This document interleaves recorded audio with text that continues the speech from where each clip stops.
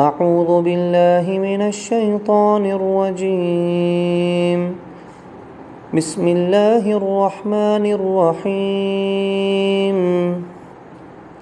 يا أيها الذين آمنوا كتب عليكم الصيام كما كتب على الذين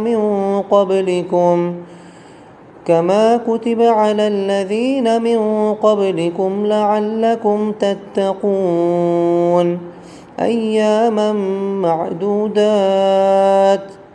فمن كان منكم مريضا أو على سفر فعدة من أيام أخر. وعلى الذين يطيقونه فدية طعام مسكين. فمن تطوع خيرا فهو خير له، وأن تصوموا خير لكم إن كنتم تعلمون.